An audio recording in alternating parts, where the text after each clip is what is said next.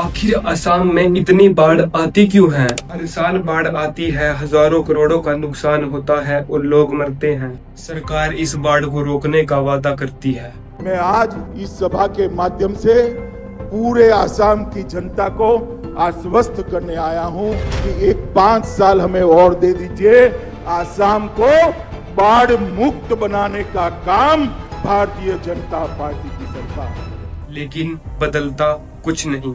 असम में बाढ़ इसलिए आती है, देखो असम ब्रह्मपुत्र और बराक इन दो नदियों के बीच में फंसा हुआ है। तीनों तरफ से पहाड़ियों से घिरा हुआ है।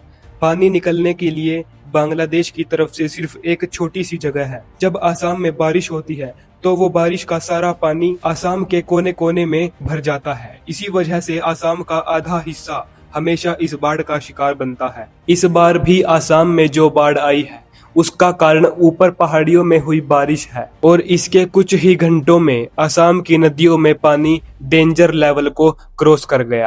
ब्रह्मपुत्र पूरी दुनिया में अपने पानी के साथ सबसे ज्यादा सेडिमेंट लेकर जाने वाली नदी है। सेडिमेंट यानी गाद, जो मिट्टी और पहाड़ों से आते हैं। ब्रह्मपुत्र तिब्बत से होकर अरुणाचल प्रदेश से होती हुई असम में आती है। लगातार इस पूरे रास्ते के दौरान पहाड़ों का मलबा टूटकर गिरता रहता है और ये सारे सेडिमेंट एक जगह जमा होने लगते हैं। इसी कारण ब्रह्मपुत्र का जो रिवर बेड है वो ऊपर उठता रहता है और ये सिलसिला सदियों से चलता आ रहा है।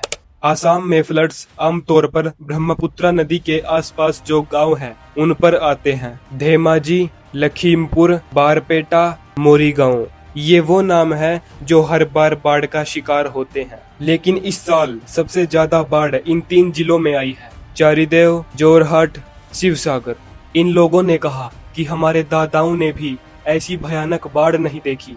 असम के मुख्यमंत्री हिमंता बिस्वा शर्मा ने भी कहा कि इन जिलों के लोग और अधिकारी इसके लिए बिल्कुल भी तैयार नहीं थे। बाढ़ ने 7 लाख लोगों से उनका घर छीन लिया है और 3 लाख से ज्यादा लोग रिलीफ कैंप में रहने में मजबूर हैं। हर साल बाढ़ आती है और हर साल लोग मरते रहते हैं। बाढ़ के सॉल्यूशन के लिए एक ही काम किया जाता है। ब्रह्मपुत्र के किनारों पर मिट्टी, कंक्रीट, सीमेंट की दीवारें बनाई जाती हैं। लेकिन जब बड़ी बाढ़ आती है तब ये दीवारें टूट जाती हैं।